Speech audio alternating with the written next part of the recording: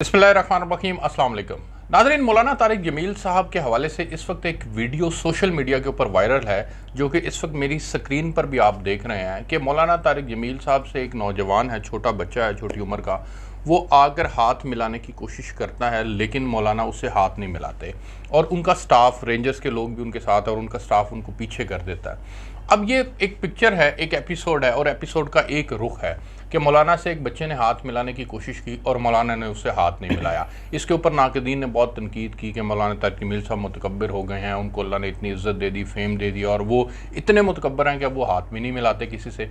अब ये कहानी का एक रुख है। आज हमने उस नौजवान से आपकी मुलाकात करवा रहे हैं जिस नौजवान ने मौलाना तारिक जमील साहब से हाथ मिलाने की कोशिश की और फिर वो उसके बाद वो हाथ नहीं मिला सके। क्या इसका दिल भी ज़ाहिर टूटा होगा कि मैं मौलाना से इंस्पायर हुआ, ये इंस्पायर होकर उनसे हाथ मिलाने की कोशिश की और उन्होंने हाथ नहीं मिलाया। और उसके बाद फिर क्या हुआ? मेरे साथ इस वक्त मौजूद हैं मोहम्मद उमर बिलाल साहब। आप जो है वो सेकंड ईयर के तालिब इल्म हैं। सेकंड ईयर से मुराद ये जो आलिम का कोर्स होता है उसमें जो सेकंड ईयर है उसके तालिब इल्म है। उमर, बहुत शुक्रिया आपका, आपने खुसूसी तौर पर वक्त दिया मुझे। सबसे पहले उमर ये बताओ कि ये क्या हुआ था, ये कहाँ की कहानी है? आप कहाँ पे मौलाना से मिलने के लिए गए थे और कोई गैदरिंग थी, पब्लिक गैदरिंग थी, कोई बयान था उनका या कोई ख़ास जगह थी, कोई मस्जिद के अंदर वो वैसे नमाज़ पढ़ने के लिए आए थे, आप भी वहाँ मौजूद थे, क्या था ये? ज़रा कहानी सुनाओ मुझे। देखिए, अस्सलाम वालेकुम वरहमतुल्लाह, बिस्मिल्लाहिर्रहमानिर्रहीम। मौलाना साहब का सोशल मीडिया पे एक वो है, व्हाट्सएप ग्रुप है, तो उसके अंदर नोटिफिकेशन आया था, दिसंबर की बात है ये। अच्छा। तो उसमें लाइव नोटिफिकेशन ये था कि मौलाना साहब बहरिया ऑर्चर्ड में उनका ना लाइव बयान है मगरिब के बाद। ठीक है। तो हम बस ज़ोहर के टाइम वहाँ पे गए हैं उनसे मिलने के लिए। तो उस टाइम ज़ोहर के बाद बयान था, मगरिब के बाद बयान था, लेकिन हम ज़ोहर के टाइम चले गए क्योंकि हमें था कि हम पहले मिल लें उनसे। अच्छा, मौलाना को मिलना चाहते थे आप? जी। बयान सुनना बाद की बात थी, पहली तरजीह थी मौलाना को मिलना। उसके बाद वो बयान के लिए निकले हैं तो हम साथ ही उनके साथ निकल गए बयान के लिए। वो जगह ज़्यादा दूर नहीं, करीब ही थी। बहरिया ऑर्चर्ड में ही बयान था? बहरिया ऑर्चर्ड में मस्जिद में ना बयान था। तो हम जब वहाँ पे पहुँचे हैं तो लोगों का हजूम बहुत था, तो सिक्योरिटी उन्होंने ज़्यादा टफ कर दी कि उनकी लोग कि हर आदमी की ख्वाहिश होती है मौलाना तक पहुंचने की। ठीक हो गया। तो मैं बस उनके साथ ही, रेंजर्स वगैरह के साथ ही ना, मौलाना साहब ने एंटर होना था मिंबर वाली साइड से, यानी मस्जिद की बैक साइड से। ठीक है। और मस्जिद की जो फ्रंट साइड थी वो उन्होंने बंद की हुई थी। ठीक है। ताकि लोग वगैरह एंटर ही ना हुए उस साइड से। कितना मजमा था अंदाजन? कोई मस्जिद भरी हुई? वो जो मस्जिद थी या वो वैसे कोई और जगह थी? और उसके बाहर जो था वो ग्राउंड था मस्जिद के अटैच, वो सारा भरा हुआ था। हाँ जी, वो तकरीबन यानी कि 5-7 हज़ार लोग थे? नहीं, वो इतनी नहीं है असल में। लोगों को ज्यादा पता नहीं था। ठीक हो गया। वहाँ बहरिया ऑर्चर्ड के ही लोग थे, उन्हीं के थे, और बाहर वालों को कम ही उन्होंने। ठीक हो गया, 2-3 हज़ार लाजमी होंगे तकरीबन इतने थे। ठीक हो गया। साथ मस्तूरात का भी था साइड पे, एक साइड। ठीक है। तो मैं उनके साथ बैक साइड से एंटर हुआ हूँ अंदर मौलाना के काफिले के साथ। हाँ जी, लेकिन वो अलाउ नहीं था उस टाइम ना, अलाउ नहीं था कोई दूसरा बंदा। यहाँ तक कि सिर्फ रेंजर्स वाले थे और जो कैमरा मैन थे सिर्फ उनको अलाउ था उस गेट से अंदर एंटर होना। ठीक हो गया। तो एक्चुअली मेरा फर्स्ट टाइम था मौलाना साहब से मिलने का, तो मैं ज़्यादा ही खुशी में मौलाना साहब के साथ ही ना उसी गेट से अंदर एंटर हो गया। तो वो इस तरह मस्जिद के अंदर एंटर होके ना उन्होंने नफल के लिए मुड़े हैं। तो साथ ही ना मैं काफ़ी फासले पे था, वो वीडियो के अंदर ज़्यादा यानी जूम नहीं दिखाया, लेकिन मैं फासले पे था और मैंने हाथ आगे कर दिया। तो मौलाना साहब को मैंने यानी मुंह से बोला, सलाम किया, उन्होंने जवाब भी दिया। तो वो मिलने लगे हैं, पीछे से रेंजर्स आए हैं, उन्होंने ना ऊंची आवाज़ से बोला है कि सलाम नहीं लेना, मना है। ठीक है। तो उसके बाद पीछे उनका जो स्टाफ मेंबर है उसने मुझे ना पीछे खींच लिया। ठीक है। तो मौलाना साहब ने हाथ से ही सिर्फ इशारा कर दिया सलाम का। तो उसके बाद ना वो पीछे करके ना मुझे ले गए और 1-2 बंदे और भी घुसे हुए थे, उनको तो पकड़ लिया था साइड पे, क्योंकि वो अलाउ बिल्कुल भी नहीं था। मौलाना साहब की पहले उनको सिक्योरिटी टाइट की हुई है। अच्छा। तो वो नफल वगैरह पढ़े हैं, तो उन्हीं के साथ मैं बाहर निकला हूँ। उनके स्टाफ ने आपको पीछे से पकड़ा और पीछे करते करते वो आपको मस्जिद से नहीं, उन्होंने बस पीछे किया, पीछे कर उन्होंने कहा कि यहाँ से आप बाहर चले जाएं, बाहर स्टेज है और उधर जो वहीं पे बयान सुने, उधर ही सुने। लेकिन वो स्टेज वाली साइड पे भी ना उन्होंने कम ही मिकदार में लोगों को बिठाया ठीक था, हो गया। ज्यादा लोगों और की जो वहाँ दो entry लोग नहीं थी। और भी थे उनको तो बकायदा पकड़ के वो ले गए वो तो बकायदा उनको कि पीछे ले आप गए। क्यों यहाँ पर हाँ, आए हो। हाँ ठीक जी। हो गया। अच्छा, तो उसके बाद मौलाना साहब ने नफल पढ़े हैं और मिंबर की तरफ आए हैं, तो उन्हीं के साथ ही पीछे पीछे ना, मैं साइड पे था तो आए हैं वो मिंबर पे, तो बयान के लिए बैठे हैं, सामने उनके बैठे हैं, लाइव बयान अल्हम्दुलिल्लाह सुना है उनका। उसके बाद मौलाना साहब के साथ ही निकले हैं। उस टाइम भी मुसाफा हुआ है, लेकिन दूर से हुआ है क्योंकि उस टाइम बिल्कुल इजाज़त नहीं थी। अच्छा, क्योंकि ठीक वो है। लोग जो अंदर स्टेज वाली साइड पे थे ना, वो सारे एकदम ही ये मौलाना आम साहब- आदमी को कैसे पता चलेगा कि इजाजत है या नहीं है? वो पहले से ही मतलब इनके- ये कुछ मौलाना- और भी वीडियोस वायरल हैं जिसमें मौलाना मौलाना साहब- साहब जो है हाथ नहीं मिलाते। बिल्कुल ऐसी है। मौलाना साहब ने अपने 2-3 बयानात में ये कहा है कि देखिए मैं बयान करने आऊँ और वहाँ पे 2-3 हज़ार का मजमा हो, अब मैं हर बंदे को एक ही दफ़ा वो मजमे में वो सलाम करेंगे सिर्फ, अब हर बंदे के साथ हाथ तो नहीं मिलाएंगे ना। बिल्कुल वो। ठीक है। तो उन्होंने उनकी जब मजबूरियाँ समझ में आती ऐसी है, ये उन्होंने उनके एक ही लॉजिक है। दफ़ा सारों को सलाम कर दिया तो सारों को सलाम हुए, सारों ने जवाब दिए। ठीक है। अब वो जो स्टेज वाले लोग थे, हालांकि वो बड़ी पार्टी के लोग थे, वो भी भागे हैं मौलाना साहब से मिलने के लिए, लेकिन रेंजर्स वालों ने मिलने की इजाज़त नहीं दी है। अमूमी मजमे से मौलाना साहब ने मना किया हुआ है कि वो सलाम नहीं लेंगे। ठीक हो गया। और ये बनता भी है उनका, क्योंकि मैं लूंगा ना, मुझे देख के मेरे साथ 200-300 बंदा और जो उनके कुर्बो जवार में लोग हैं वो उनको अपने लिए तो खुद ही टाइम देते हैं, वहाँ पे वो मिलते हैं, मुलाकातें होती हैं उनकी। अच्छा, यहाँ पे ये बताएं कि मौलाना के साथ रेंजर्स के कितने लोग होते हैं? उस वक्त कितने लोग थे? मौलाना साहब के साथ उस वक्त रेंजर्स के 6 लोग थे। 6 लोग थे। और उनके 4 जो थे वो स्टाफ मेंबर थे। 4 से 5 और 4 से 5 स्टाफ मेंबर से, और साथ बैरिया ऑर्चर्ड ने अपनी भी पुलिस सिक्योरिटी दी हुई थी। ठीक हो गया। वो भी 10-12 लोग होंगे। बिल्कुल ठीक हो गया। तो मौलाना साहब जब ये सारा चलते हैं गाड़ी का और सिलसिला, तो ये कितना गाड़ियों का काफिला होता है जो मौलाना साहब? एक उनकी अपनी जाती गाड़ी होती है और साथ एक उनको हुकूमत की तरफ से रेंजर्स की गाड़ी दी। ठीक हो गया। और एक वो स्टाफ की होती होगी? स्टाफ नहीं, स्टाफ उनके साथ होते हैं, स्टाफ उसी गाड़ी में होता है। उसी गाड़ी में होता है। अच्छा, ठीक हो गया। मौलाना साहब की एक गाड़ी होती है और साथ हुकूमत ने जो उनको दी हुई है रेंजर्स की गाड़ी वो होती है। अच्छा, फिर आप उस दिन तो ये हुआ, मामला हो गया। अब उसके बाद फिर क्या हुआ? फिर आपको कैसे अप्रोच किया गया, कैसे ढूंढा उन्होंने? उनके ये नौजवान था, जब वो वीडियो सोशल मीडिया पे वायरल हो गई तो मौलाना तारिक जमील साहब को फिर एहसास हुआ कि यार इससे हाथ मिला लेता तो अच्छा ही था।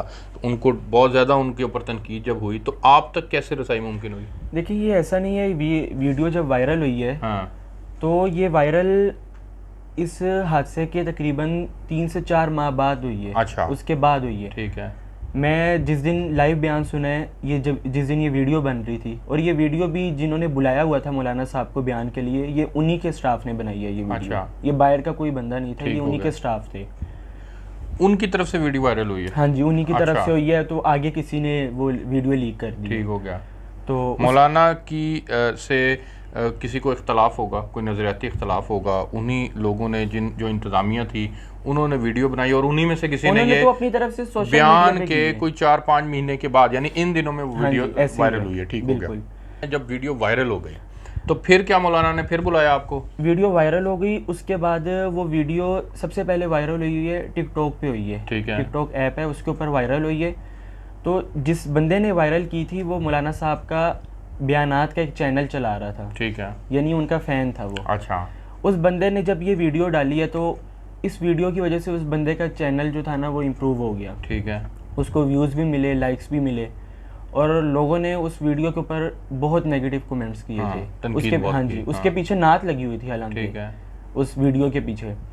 अब उस बंदे को चाहिए था, सबसे पहले तो मैं ये देखता हूँ कि उस बंदे को चाहिए था जब उसको फेम मिल रहा है वो देखे उसके जिसको वो लाइक करता है उस बंदे के ऊपर गलत कमेंट्स हो रहे हैं, उसको चाहिए था वो डिलीट करता, लेकिन उसने डिलीट नहीं की, उसने और इसको वायरल किया। ठीक है। वहाँ से लोगों ने सेव करके मुख्तलिफ सोशल अकाउंट्स पे उसको अपलोड किया। ठीक है। जहाँ से ये वीडियो काफ़ी हद तक वायरल हुई है।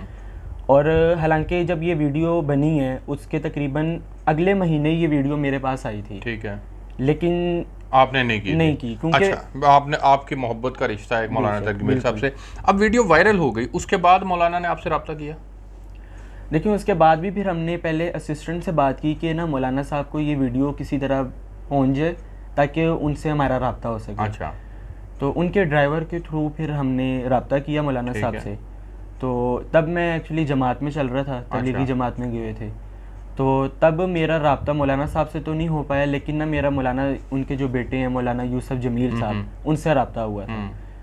तो मैंने उनको सारी बात डिस्कस की उनके सामने, तो उन्होंने तो मुझे यही मशवरा दिया था कि आप फ्री हो जाएं जमात वगैरह से तो आप आ जाएं लाहौर इंशाल्लाह, तो आपकी मुलाकात हो जाए, जो आपको यानी इख्तलाफ है वो करें।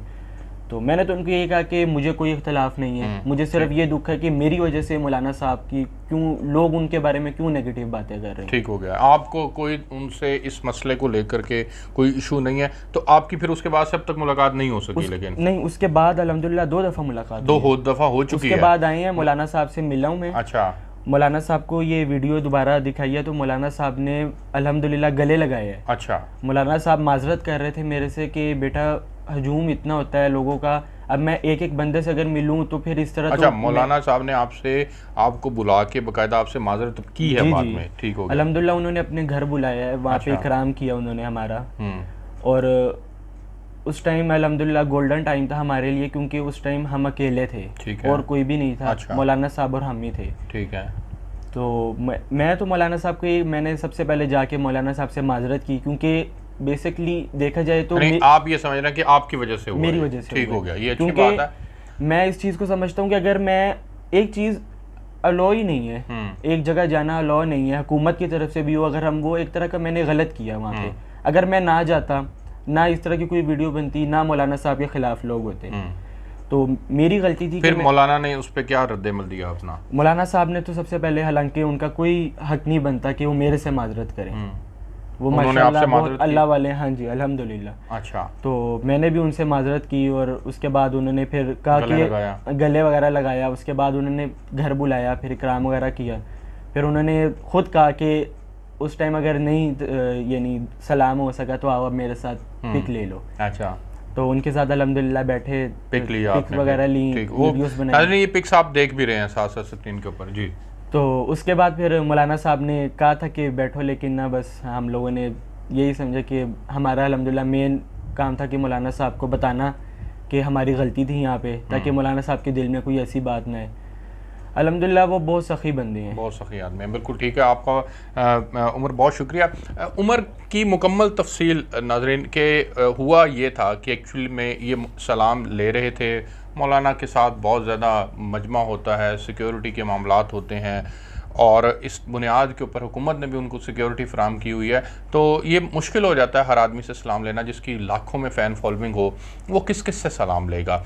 होता पता क्या है, होता नाज़रीन ये है कि जो मज़हब से जुड़ जाते हैं ना लोग, जो इस्लाम से जुड़ जाते हैं, जो अल्लाह और अल्लाह के रसूल की बात करते हैं, उनसे लोगों को उम्मीदें बहुत ज़्यादा वाबस्ता हो जाती हैं, और उन उम्मीदों की बुनियाद के ऊपर फिर लोग ये एक्सपेक्ट कर रहे होते हैं कि इसको तो ऐसा नहीं होना चाहिए, ये तो बहुत परफेक्ट होना चाहिए, इसको तो 100% डिलीवर करना चाहिए, तो 100% तो कोई डिलीवर नहीं कर सकता। मौलाना उमर के जिस हिस्से के अंदर इस वक्त एग्जिस्ट करते हैं उसमें, और फिर उनकी लाखों में नहीं बल्कि करोड़ों में फ़ैन फॉलोइंग हो, तो फिर ये बड़ा मुश्किल हो जाता है सबको साथ लेके चलना।